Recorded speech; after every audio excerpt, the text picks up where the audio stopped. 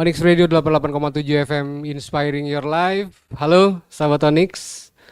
Ketemu bareng kalau nama on air tuh macem-macem sih. Kadang Gilang Mahendra, kadang Krisna Gali.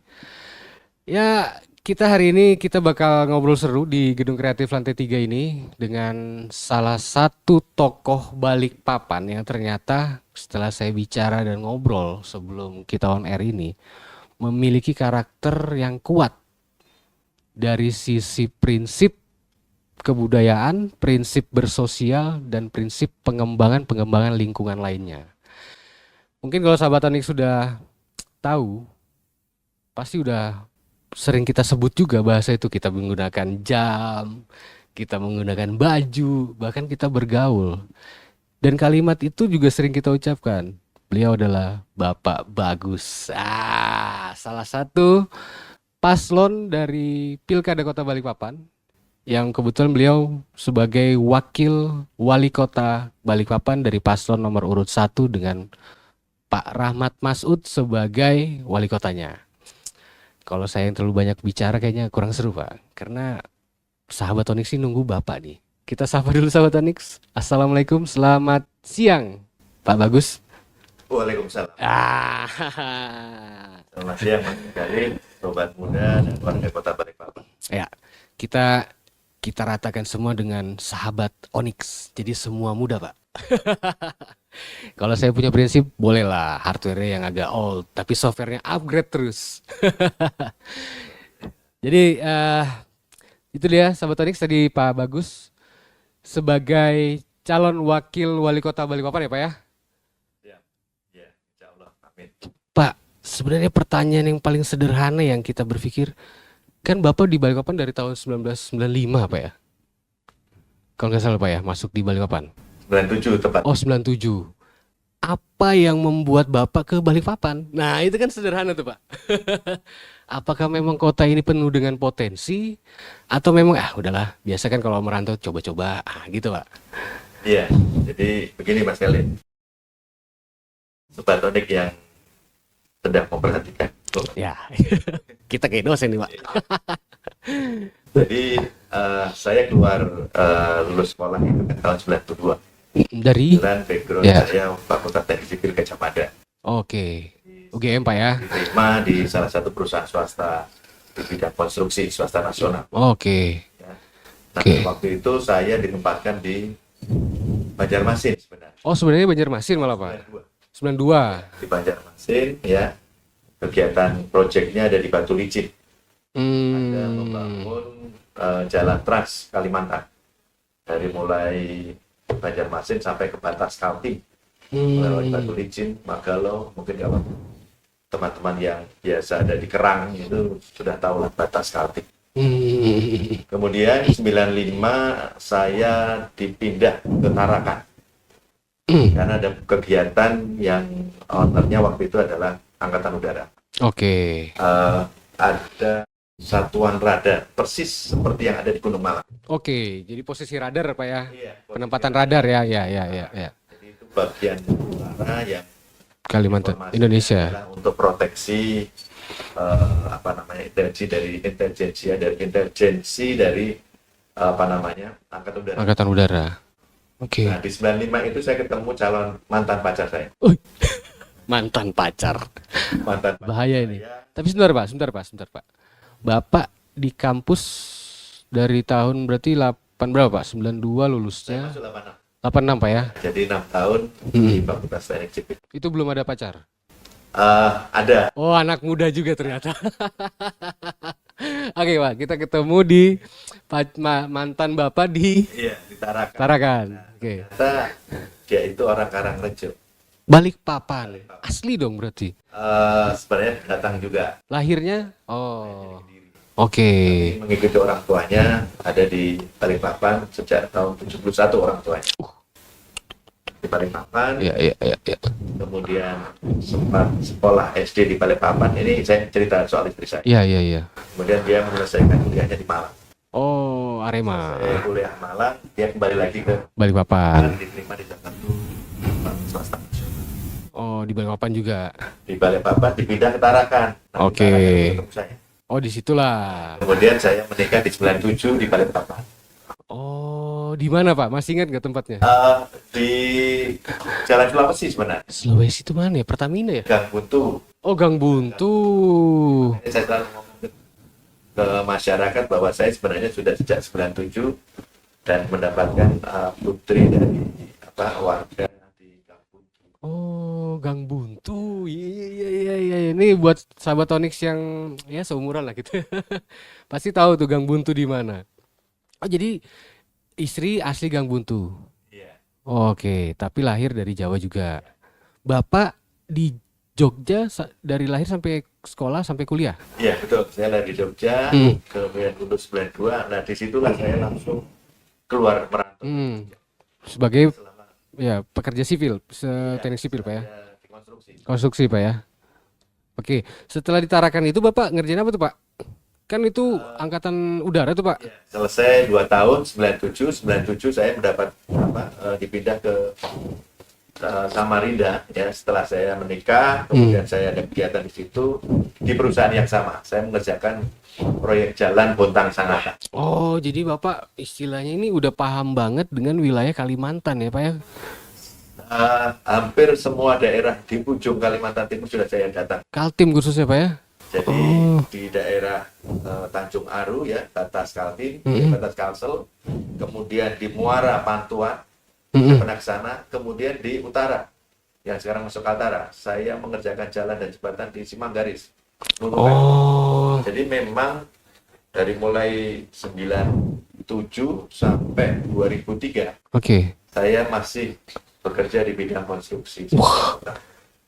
Ini kalau dibilang ya sahabat Onyx tua di jalan kayaknya. Sahabat, pulang pergi Pak jadi ya. Wah, bener tuh istilah zaman dulu tua di jalan berarti. Sahabat Onyx kayaknya bakal banyak keseruan sahabat Onyx ya. Di segmen pertama kita udah ngelihat Bapak ini sering berinteraksi kegiatan sosial dengan teman-teman masyarakat Kaltim juga karena hampir 4 tahun atau 5 tahun tuh memang berpindah tempat untuk bangun jalan Pak ya. Itu satu pekerjaan yang mulia sahabat Onyx. Jadi kita bakal kupas lagi di segmen berikutnya. Jangan kemana-mana, tetap di Onyx Radio 88,7 FM, Inspiring Your Life. Onyx Radio 88,7 FM, Inspiring Your Life. Segmen pertamanya udah seru kayaknya sahabat Onyx ya. Karena pengalaman beliau ini di bidang properti dan membangun jalan itu ternyata luar biasa dari tahun 92 sampai 97. Dan itu memang atas perintah untuk datang ke Kaltim. Bener Pak ya? Guys, mencari nasi. Dapatnya emas. Karena istrinya orang Balikpapan, kan dapat emas Pak. Lebih dari emas. Nah, setelah sebagai profesi Bapak sebagai kontraktor di perusahaan swasta Pak ya. Apakah Bapak masih melanjutkan itu sampai berapa tahun? Karena kan saya tahu Bapak sebagai ketua Ray White sekarang Pak ya. Ray. Oh, Ray, sorry ya, Ray. Ya, jadi konstruksi memang perlu modal yang tidak sedikit, yang kedua risikonya terlalu besar. Kemudian meskipun karena kalau background saya memang dua bidang itu masih relevan antara sebagai kontraktor dengan sebagai pengembang. Oke. Pengembang ini kan membangun satu kawasan perumahan. Oke. Nah, memang setelah saya masuk ke legislatif kan saya sudah tinggalkan kontraktor. Dari tahun berapa Bapak sebagai pengusaha di bidang properti dan pengembangan tuh Pak? Ya. Konstruksi dan pengembangan. Kalau saya entrepreneur ya, saya keluar dari perusahaan itu tahun 2000. Oh 2000 ya? Ya, berarti sejak 3 tahun ya. setelah menikah? Betul, 3 tahun setelah menikah karena waktu itu memang ya saya harus pindah ke Jakarta, tetapi saya punya tanggung jawab di Kalimantan Timur. Saya lebih memilih di Kalimantan Timur karena memang potensi dan prospeknya akan lebih baik. Oke. Jadi saya resign dan saya membentuk satu perusahaan sendiri, ya. Itu kan nggak sulit Pak ya? Apa agak sulit kita memutuskan berada dan keluar dari zona aman ke zona yang tidak aman? Iya, jadi itu agak sulit pasti Pak, 3 tahun tuh. Waktu itu saya sudah kepala cabang di Kaltim Sulsel. Nah, Kaltim Sulsel Pak, Iya. wilayah timur berarti sudah megang. Wilayah timur. Tapi ya kembali lagi dan ini menjadi satu pilihan. pilihan hidup, saya mesti harus memilih keluarga. Oke. Istri seperti apa pada saat itu sikapnya, Pak? eh Ya pada saat itu sebenarnya dia salah satu karyawan BUMN kan yang tadi saya bilang. Ya, ya, ya. Ya saya pikir ya memang harus begitu, daripada saya harus bolak-balik 2 minggu sekali Oke. pulang pergi, kayaknya quality time-nya tidak akan bisa kena. Makanya saya harus mengambil keputusan dan saat itu pun saya membuka perusahaan Oh, jadi di bidang nggak. konstruksi Oke, juga. karena dasar pengalaman profesi Iya, Bapak yang udah cukup mungkin sekitar 8 tahun, Mbak. iya Ya, betul. Pak ya, Iya. 8 tahun, menikah 3 tahun, mengambil keputusan menjadi pengusaha. Dan alhamdulillah sampai sekarang sukses. Itu berkat diskusi dengan istri pasti, Pak ya. Selalu keluarga memang nomor satu. Harmonisasi. Iya, betul. Oke, dasar seorang pemimpin adalah harmonisasi dalam lingkungan keluarga. Itu yang kemarin saya bahas sama Ketua Ali, Pak. Ternyata cocok. Iya.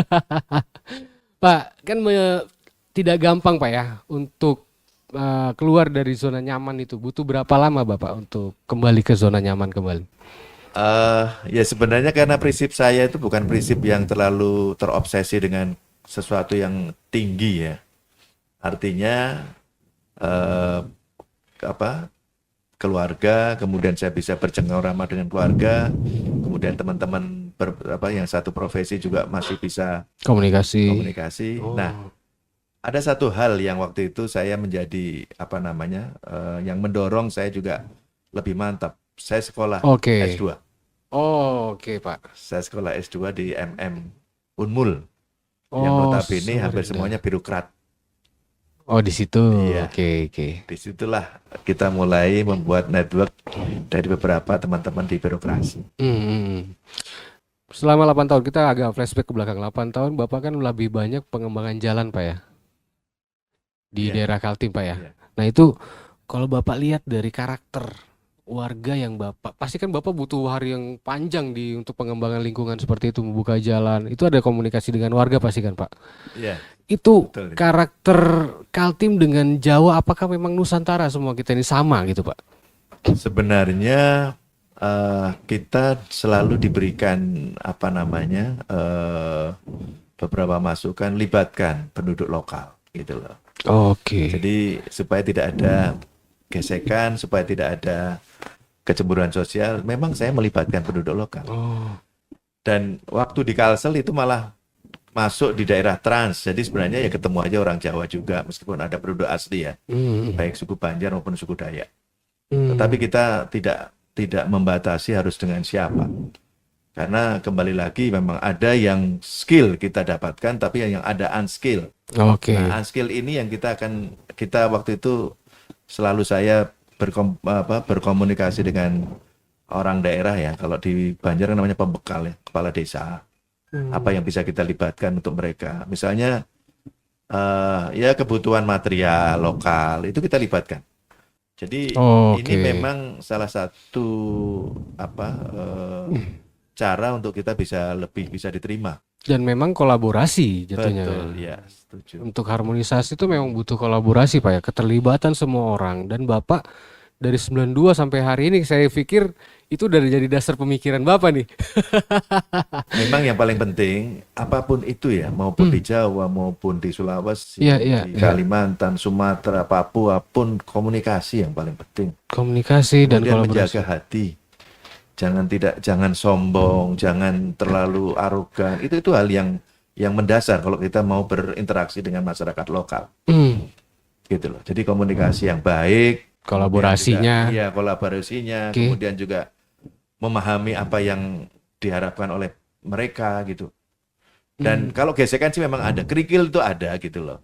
Kadang-kadang naik turunnya itu ada. Dan alhamdulillah selama beberapa puluh tahun ini, apalagi saya juga buka di Kubar juga, ya komunikasi yang paling penting dan kita bisa memahami, menghargai satu sama lain. Poinnya itu adalah karakter mengayomi itu juga harus muncul daripada egonya Pak. Iya. Itu berarti Pak ya, iya. mengayomi. Nggak gampang Pak menaklukkan hutan Kalimantan. Tapi Bapak bisa berhasil dengan sampai sekarang 8 tahun terutama betul-betul pengembangan di jalanan hutan Trans Kalimantan kan Pak ya. Anda bisa bayangkan Mas Galih, Iya. waktu itu masih umur berapa? Lulus 24, 8 tahun, Jadi 30, 32 tahun. ya kurang lebih. Saya harus berkomunikasi dengan semuanya, termasuk dengan pimpinan yang ada di pemerintahan.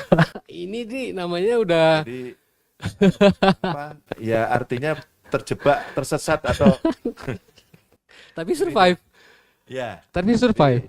Itu alhamdulillah. Jadi memang pemikiran saya waktu karakter saya itu dibentuk karena memang eh, nasib aja. Nasib maksudnya takdir saya Tapi, itu saya harus iya, belajar iya, iya. lebih ini lagi. Tapi itu salah satu faktor dari genetik Bapak kayaknya. Karena kita tadi off air sama Tonix, ternyata beliau ini salah satu keturunan dari Hamengkubuwono VII. Dan karakternya struggle dan ya dominannya enggak sih Pak? Lebih ngayomi Pak ya. Tapi budaya Kaltim yang Bapak terakhir kan kita udah keliling Pak ya. Udah berapa titik Pak? Keliling untuk kampanye Pak?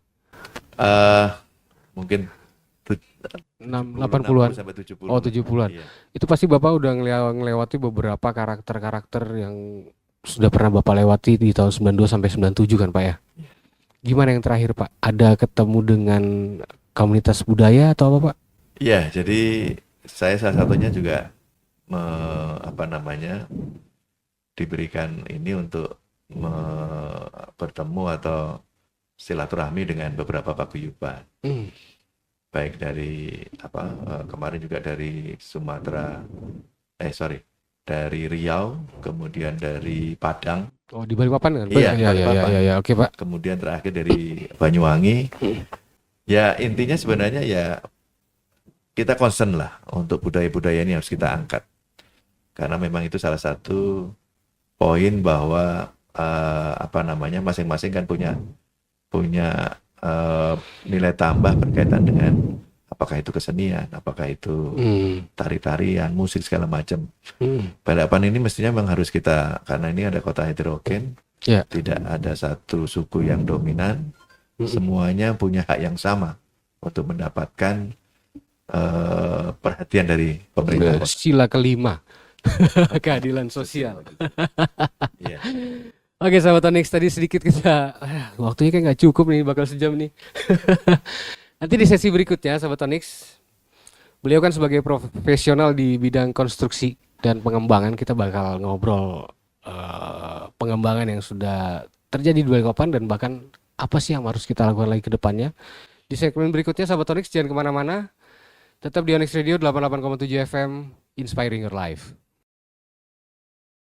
Onyx Radio 88,7 FM, Inspiring Your Life. Ternyata menjadi seorang petarung itu butuhkan banyak komitmen dan silaturahmi. Karena membuat sebuah kolaborasi dan komunikasi itu butuh skill yang kadang-kadang kita bisa dapat di formal, tapi lebih banyak kita dapat skill-skill itu di informal, bener Pak ya? Betul. Iya. Budaya Bapak udah banyak bicara dengan paguyuban Balikpapan, kemudian profesi Bapak sebagai pengembang dan kontraktor udah, saya yakin lah 92, saya masih umur berapa itu ya. Bapak udah tahu data teknis segala macam dan udah terjun ke lapangan dan merantau, bukan sekedar di daerah lahir Bapak sendiri gitu kan.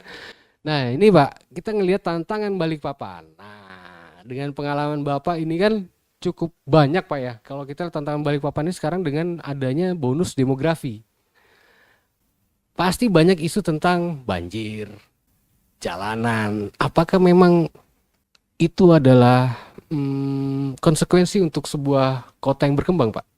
Betul. Jadi Balikpapan ini sudah mapan sejak revolusi ya. Oke, 45. Karena ada oil company kan. Oke. Dari mulai Tesoro, BP, saya nggak tahu BBM. waktu itu BBM Ya. segala macam gitu. Jadi dan masyarakatnya sebenarnya sudah pintar karena mereka sudah diberikan fasilitas yang luar biasa waktu itu. Balikpapan, Sanga-Sanga ini kan kota tua. Oh betul Pak. Yang sudah dari awalnya itu fasilitasnya sudah lengkap. Listrik pun tahun 70-an sudah ada. Gitu loh. Dibandingkan dengan daerah kota-kota lain yang baru muncul. Nah, ini pun juga membuat jadi keinginan atau katakanlah berpindahnya orang untuk mengadu nasib di Balikpapan jadi cukup besar. Dan ini mungkin terjadi dalam kurun waktu mungkin 15 sampai 20 tahun itu udah luar biasa. Nah, ini yang mesti harus menjadi concern dari pemerintah. Hmm. Ya, ketertiban IMP, ketertiban apa namanya peruntukan RT RW segala macam itu menjadi satu hal yang apa namanya menjadi regulasi yang jadi acuan.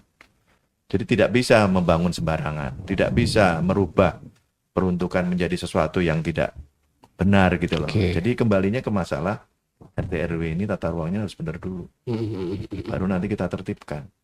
Nah, karena proses perpindahan transformasi penduduk, kemudian juga ketertinggalan dari aturan-aturan ini mengakibatkan stroll, jadi semua jadi tidak Nah, ini yang akan kita benerin. Oke. Ini akan kita benerin kalau memang nanti ada amanah dari ke Pak Rahmat. Oke. Jadi kalau kita lihat memang yang dilakukan Pak Rahmat ini salah satu langkah berani merubah beberapa tatanan dan memperbaiki dan memperlebar terutama jalan-jalan di MT Haryono gitu kan Pak, ya maksudnya ya di periode berikutnya ini baru akan diberikan yang betul-betul porsinya yang sesuai gitu maksudnya Pak ya. Betul ya. Jadi memang untuk membangun satu kota tidak hanya cukup satu periode sebenarnya. Ini perlu penambahan periode karena tahapan-tahapan ini ada beberapa batasan. Pertama terkait dengan proses keuangan daerah. Oke, anggaran. Kedua dengan politisasi anggaran. Oke. Tetapi yang saya tahu apa yang sudah dilakukan Pak Rahmat itu sudah benar. Ya, dari sisi infrastruktur ya. Mencegah banjir. Ada 8 das di Balikpapan ini yang kondisinya memang belum normal. Maksimal ya. Artinya optimal. Oke. Apalagi maksimal gitu loh. Ya. Sungai ini kan mestinya mengalirkan air dari saluran-saluran rumah ya menuju ke laut. Ya, dari utara menuju ke arah Selat Makassar. Ya. Artinya apa? Artinya yang terjadi memang banyak tidak lancarnya air yang dialirkan oleh sungai-sungai yang ada 8 daerah aliran sungai. Oke, itulah yang didedel. Yang harus sekarang mulai di Dedel nih ya, normalisasi. Iya. Dan Sungai Ampal salah satunya yang memang perlu penanganan yang lebih prioritas lah. Prioritas. Oke. Karena di situ daerah yang padat penduduknya. Dan itu kan, luar biasa kan Pak ya. Itu satu tindakan menurut saya Pak ya. Iya. Kalau kita nggak ngelakukan sekarang mau kapan lagi? Betul. Gitu. Dan ini akan dilanjutkan dengan masuknya Bapak sebagai profesional di kontraktor, bidang instruksi. Konstruksi. Rencana ke depan itu bakal sulit gak sih Pak? Kajian sudah ada, tinggal eksekusi aja sekarang. Jadi salah satunya itu tadi menormalisasi daerah aliran sungai, kemudian juga normalisasi saluran-saluran kota, saluran-saluran di daerah. Berarti hampir semua dong Pak? Iya. Dan ini kan kita lihat dari titik genangan saja. Akan terlihat dari titik genangan. Jadi misalnya banjir nih, hujan, banjir, titik genangan. Oke. Yang dilakukan Pak Rahmat itu sudah mengurangi beberapa titik genangan. Sekarang tinggal 30-an. Di 2023 itu hanya 30 titik. Dengan waktu 4 tahun, 3,5 tahun nih. Iya, hanya dengan waktu 3 tahun dia udah mengurangi hampir 40 titik genangan beliau itu. Oke. Tinggal sekarang sisa 30 titik. Titik yang mesti harus kita selesaikan. Oke. Bisa cepat nggak Pak? Menurut Bapak sebagai pengalaman Bapak di Nah, mudah-mudahan begini. Balikpapan ini pintu gerbang kota penyangga. Ya. Oke. Artinya sesuatu yang buruk di Balikpapan akan mencoreng nama baik Indonesia. Ada ibu kota negara. Ya, karena pintu gerbang utama IKN, otomatis Balikpapan ini akan menjadi prioritas pembangunan. Sehingga apa? Bantuan keuangan pusat dan bantuan keuangan provinsi ini mesti mutlak akan diterima oleh Balikpapan. Tapi kan wajib diperjuangkan Pak. Iya, tetap diperjuangkan. Jadi tidak ada hal yang kira-kira terus kita terima apa saja, enggak. Kita mesti kita buat surut secara master plan, kita bikin skala prioritas kegiatannya apa saja, dengan nilai fisiknya sekian, ya kita akan sampaikan lengkap dengan DED-nya. Detail engineering design. Dan sampai ke budgetingnya. Jadi tinggal mana yang mau prioritas. Udah nilainya sekian dari pusat, nilainya sekian dari provinsi. Selesai udah. Ditambah lagi APBD kota juga nanti akan terlibat. Ya, itulah enaknya kalau punya pengalaman di bidang konstruksi Pak ya. Tahu alurnya, tahu bagaimana sampai ke DED. Gitu Pak ya maksudnya ya Pak ya. Apakah itu salah satu tujuan Bapak masuk di bidang ikut di dalam kontestasi pilkada nih Pak? Ya, sebenarnya ini kan saya masuk di politik kan 2019 ya. Ya. Terpilih di Legislatif Provinsi Kalimantan Timur, Oke. dan kebetulan juga dapil Balikpapan. Oke. Jadi saya selalu mengingat apa yang disampaikan oleh Ketua Umum saya yang Presiden terpilih Bapak Prabowo Subianto. Kalau tidak sekarang, kapan lagi? Kalau tidak kita, siapa lagi? Kemudian yang kedua, kalau banyak orang baik anti politik atau tidak mau masuk politik, ternyata nanti yang akan berkuasa, akan masuk ke apakah itu legislatif, eksekutif adalah orang-orang yang mungkin secara mata masyarakat tidak pas. Jadi kita juga, saya sini juga selalu mengedukasi teman-teman anak-anak muda untuk politik perlu. Kita harus melek politik supaya tidak salah dalam melakukan strategi ke depan. Jadi memang pengembangan wilayah, termasuk pengembangan SDM dari anak mudanya itu juga memang harus istilahnya dibantu oleh pemerintah untuk disentuh gitu Pak ya? Oh iya, wajib itu. Makanya ada beberapa. Sebenarnya kan tetap yang pertama kan pendidikan formal. Oke. Pendidikan formal kita harus berikan sesuatu yang lebih ya. Sudah memang kelulusan belum ada yang masih ada yang belum tertampung di SMP negeri, SMA negeri. Tapi sudah ada yang dilakukan oleh Pak Rahmat. Membangun SMP 28 di Gunung Pasir, membangun SMP terpadu di Balai Panujensi, kemudian di Manggarbaru SMP 27. Itu hal yang memang sudah menjadi program tahapan. Nah, selanjutnya ya kita akan selesaikan kalau memang kita diberikan amanah periode berikutnya, kita akan lanjutkan lagi. Nah, formal inilah makanya ada orang yang punya kemampuan kecerdasan, kepintaran, tetapi kemampuan biayanya kurang. Ini yang kita dorong untuk supaya ada beasiswa. Ya. Sehingga nanti kemudian untuk dia berprestasi, kemudian dia untuk melanjutkan pendidikan formal akan lebih gampang.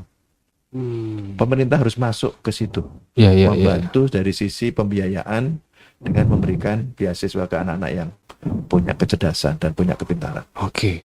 Bahasanya Sahabat Onyx yang saya tangkap nih Pak, ternyata pemerintah harus door to door. Benar-benar ke bawah memperhatikan yang sekarang sudah melakukan itu dan dilanjutkan untuk pengembangan berikutnya.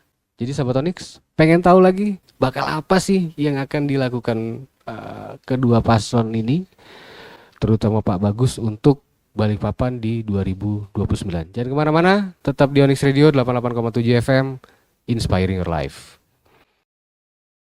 Onyx Radio 88,7 FM, Inspiring Your Life. Nggak kerasa Sahabat Onyx, 1 jamnya memang kurang ya Pak.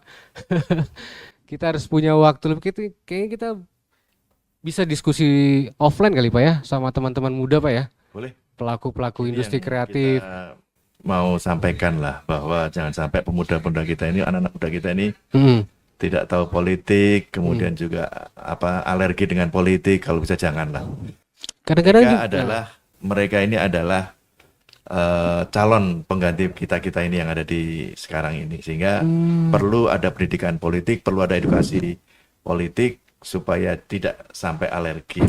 Tapi kan kadang-kadang anak-anak teman-teman muda kita ini pertanyaan tuh kritis loh Pak. Bapak siap menghadapi? Aman itu. Aman aja. Insya Allah. Menurut Bapak, apa dasar teman-teman kreatif kita nih Pak untuk membantu atau bekerja sama dengan pemerintah atau berkolaborasi dengan pemerintah? Apa dasar yang mereka harus punya sih Pak? Memang kalau kita mau berkontribusi ya dari pemerintah kota harus ada legalitas, itu yang utama. Oke. Legalitas artinya badan hukum lah. Kan sekarang kan sudah tidak sesuatu yang susah lagi gitu.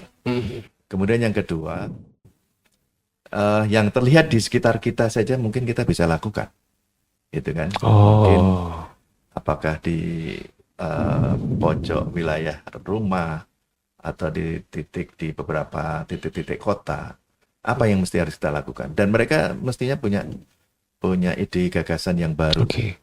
Kami ini yang orang-orang tua ini kan kadang-kadang ketinggalan yang Jangan gitu-gitu. Pak, jangan ngomong orang tua lah Pak, lebih dewasa. Oh, lebih dewasa.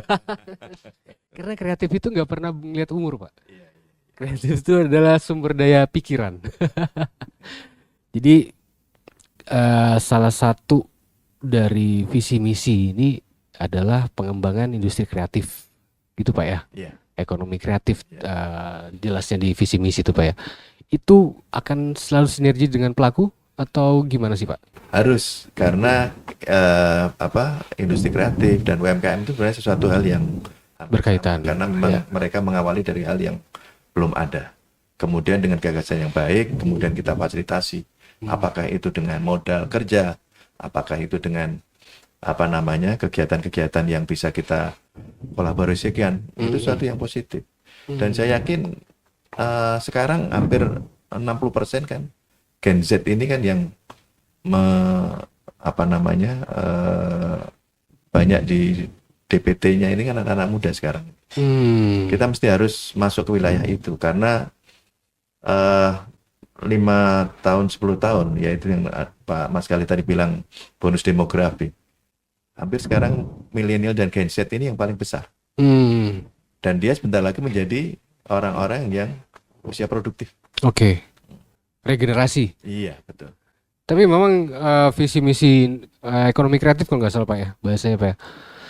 Itu memang dikuatkan untuk anak muda ini lebih berkembang. Maksud dan tujuannya kan kurang lebih seperti itu sebenarnya Pak ya. Iya, sebenarnya kan kalau pemerintah ini hanya memfasilitasi. Kembali lagi Iya, fasilitasi. jadi Oke. gagasan dari mereka, apa yang mereka inginkan, apa yang mereka harapkan dari pemerintah ini. Ya, semua sisi apa yang akan kita lakukan. Oke, berarti siap. Masuk usaha sekarang itu hampir semuanya kan kreatif. Betul Pak. Ya kan? Kreatif itu kepanjangannya adalah kere dan aktif Pak. Kere dulu baru aktif Pak. Oke Pak, selain itu Pak, mungkin di segmen terakhir ini apa lagi Pak untuk visi misi yang akan yang mau disampaikan dan mungkin ada visi misi khusus yang mau dibutuh penjelasan lagi? Silakan Pak. Ya, yang jelas begini. Balikpapan ini adalah kota yang nantinya mesti akan lebih maju dari yang sebelumnya. Kita pintu gerbang utama ya. Kemudian juga salah satu kota yang memang benar-benar sudah mapan dari sejak dulu. Ada beberapa hal yang kita mesti harus lakukan. Yang pertama adalah skala prioritasnya itu terkait dengan pelayanan air bersih atau air baku. Oke. Ini sudah kita buat kajian-kajian tahapan apa, termasuk salah satunya revitalisasi jaringan pipa. Kemudian yang kedua, ini hanya melanjutkan apa yang sudah dijalankan oleh Pak Rahmat selama 3,5 tahun. Ya, kemudian juga penambahan air baku. Kita punya kajian yang lebih tinggi lagi. Kalau memang kekurangan, kita akan sambungkan air dari Sungai Mahakam sejauh 40 sampai 50 km. Dan ini bukan sesuatu yang sulit. Kemudian penanganan banjir. Tadi sudah saya jelaskan terkait dengan normalisasi sungai besar. Ya, ada 8 das sungai. Kemudian normalisasi sungai kecil. Dan ini sudah dilakukan oleh Pak Rahmat selama 3,5 tahun. Bapak Ibu kalau sobat muda kalau lihat di Gunung Pasir, di daerah kota, banyak perubahan-perubahan, galian-galian saluran yang awalnya sempit dan banyak sedimentasi sekarang udah mulai digali lagi, dibenerin lagi dengan konstruksi yang lebih kuat. Nah, ini adalah salah satu memang untuk bisa menyelesaikan permasalahan di kota ini terkait menghilangkan genangan.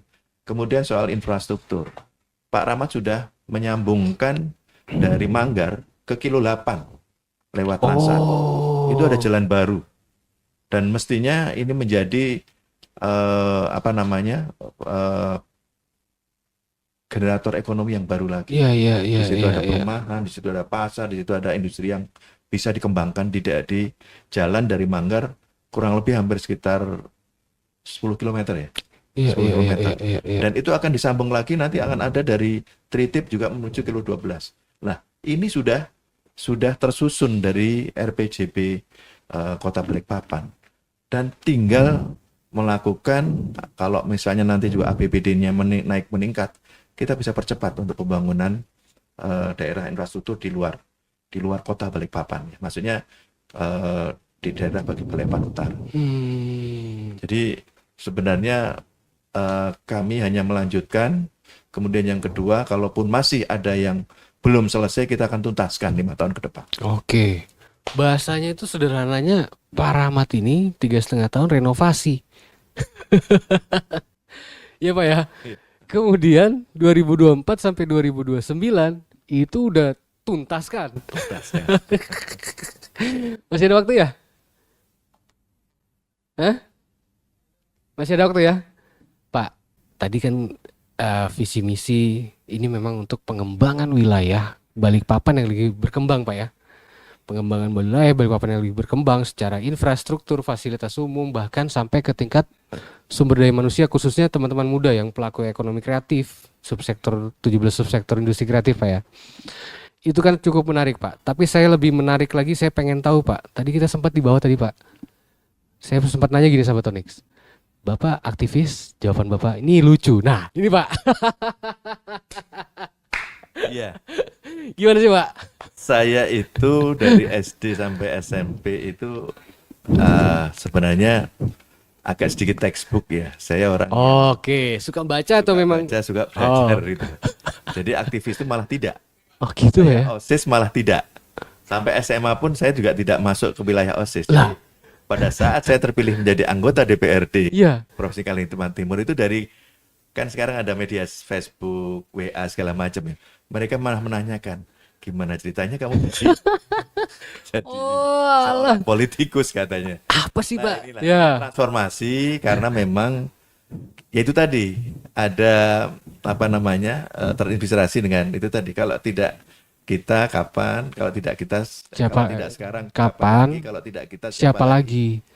untuk melihat situasi yang ada di Kalimantan Timur. Jadi murni. Ya. Saya sudah sejak 97 kan melihat beberapa periode kepala daerah, beberapa yang tinggal di beberapa aktivis politik yang ada di daerah Kalimantan Timur, Samarinda, Balikpapan. Ya semuanya ingin ya daripada kita juga taunya hanya mengkritisi tapi tidak bisa tahu jalurnya mau kemana, ya sudah masuk aja sekalian. Artinya apa? Untuk bisa bermanfaat bagi orang banyak, itu saja sebenarnya. Poinnya itu Pak ya memang ya. Jadi triggernya itu pengembangan terus bermanfaat buat orang banyak. Iya. Dan itu sampai hari ini Bapak pun berjuang atas dasar itu salah satunya. Insya Allah saya masih istiqomah lah. Barakallah. Itu yang karena kalau kita untuk makan 3 kali kan makan cukup dan 1 orang. Iya. Keluarga udah cukup. Anak-anak saya sudah lulus dan sudah yang satu. Sebagai pengusaha Iya. Bapak udah cukup semua. Pak Rahmat juga begitu. Memang istilahnya mengawakafkan, bahasa yang pernah saya pakai Pak. Jadi memang ingin mewakafkan diri, mungkin kurang lebih seperti itu Pak ya, untuk pengembangan kota sampai dengan sumber daya manusianya. Insya Allah. BTW kopiah cakep Pak. Saya itu ada satu saya pakai kopiah. Pertama rambut saya banyak yang rontok. Jadi ke arah depan ini masih lepas gitu loh. Tapi ya supaya nggak dari mulai awal udah pakai itu ya sudah. Itu bedanya Pak. Profesor dengan filsafat sejarah. Kalau orang sejarah biasa rontoknya belakang, profesor depan Pak. Satu lagi. Ya boleh Pak, closing statement kita Pak. Kebetulan begini, saya ini ya mungkin nggak tahu ya karena saya tidak mau pikun, saya masih punya kesempatan untuk berpikir. Saya masuk S3 itu kira-kira 3 tahun yang lalu, 3-4 tahun yang lalu. S3? Iya. S3 ilmunya juga cukup ilmu lingkungan. Ilmu lingkungan itu ilmu multidimensi ilmu, multidisiplin ilmu. Jadi semuanya ilmu masuk ke ilmu lingkungan. Ya salah satunya disertasi kami adalah valuasi ekonomi dampak banjir di Sungai Karangmumus. Itu disertasi kami. Oke. Disertasi saya kemarin. Jadi sebenarnya tipe topografi di Kalimantan Timur itu hampir sama semuanya. Untuk Kalimantan Timur. Ya, termasuk yang kaitannya ke banjir ya. Kita punya struktur tanah yang sama ya. Lempung ya kan. Resapan tanah di dalam kurang. Sehingga semua kalau misalnya ada perubahan lahan, semua air itu dialirkan dari atas tanah menuju ke sungai. Ini yang sebenarnya mengakibatkan banjir. Harus ada kolam-kolam retensi, tampungan sementara Tampungan sementara. sebelum masuk ke saluran. Karena volume saluran mesti akan selalu kecil dibandingkan. Apalagi sekarang ada namanya perubahan cuaca ekstrim, El Nino, El Nina. Ini yang sekarang lagi benar-benar kita perhatikan terkait dengan lingkungan. Jadi ya sahabat Onyx ya, terlihat jelas ya, semoga bisa memimpin Balikpapan di periode 2024 Pak, karena saya melihat antara teori dengan praktek itu ada di Bapak sebagai profesi, sebagai kontraktor dan pengembang. Itu sahabat Onyx. Hari ini kayaknya kita udah cukup dulu Pak. Mungkin nanti kita buat offline buat sahabat Onyx yang pengen diskusi langsung dengan Pak Bagus. Bisa daftar di 0811 berapa nomor telepon? 54 0811 530 887. Sahabat Onyx bisa langsung register di situ, WhatsApp aja. Hashtagnya Rahmat itu bagus, ketemu asik-asik. Jangan. Ketemu diskusi bareng. Ya, sahabat Onyx ya. Jadi formatnya, sahabat Onyx bisa tulis nama, kemudian umur, kemudian nama, umur, kemudian bidang kreatifnya apa, atau unit bisnisnya apa, atau komunitas apa. Hashtagnya Rahmat itu bagus, ngobrol sambil diskusi. Gitu Pak ya. Ya gitu aja sahabat. Kita tunggu ya Pak ya. Kita nanti diskusi langsung dengan Pak Bagus di Makanja gitu Pak. Kita batasin aja dulu paling ya Pak ya. 15 orang. 30 nggak apa-apa. 30 boleh. Jadi sahabat Onyx nanti kita di bawah di gedung Onyx kita ngobrol. 30? Kita bagi 2 sesi mungkin Pak. Oke. Ya. Ya sahabat Onyx, ini tanpa rekayasa, jadi ternyata Pak Bagus kita tantangin ternyata terima juga. Luar biasa sahabat Onyx, semoga Balikpapan dengan adanya sumber daya kepemimpinannya yang luar biasa, kita memiliki kota yang betul-betul ramah dengan siapapun, ramah dengan kegiatan apapun. Poinnya adalah profesi adalah sebuah tanggung jawab besar yang bakal diemban Pak Bagas seandainya terpilih sebagai Wakil Wali Kota 2024-2029. Terima kasih Pak Bagus. Mohon doanya sahabat Onyx, jangan doa aja. Oke sahabat Onyx, nomor berapa Pak? Jadi kita bakal ketemu lagi mungkin Pak ya? Diskusi lagi berikutnya. Terima kasih sahabat Onyx. Selanjutnya saya akan serahkan ke Nimrod yang udah nunggu bersama Platinum. Halo Mbak. Ya sahabat Onyx ya, nanti kita bakal ngobrol ada apa sih di Platinum. Jangan-jangan nanti diskusi lagi Pak Bagus di Hotel Platinum. Oh boleh Pak katanya Pak. Oke, dapat lagi Pak. Oke, terima kasih sahabat Onyx. Jangan kemana-mana, tetap di Onyx Radio 88,7 FM, Inspiring Your Life.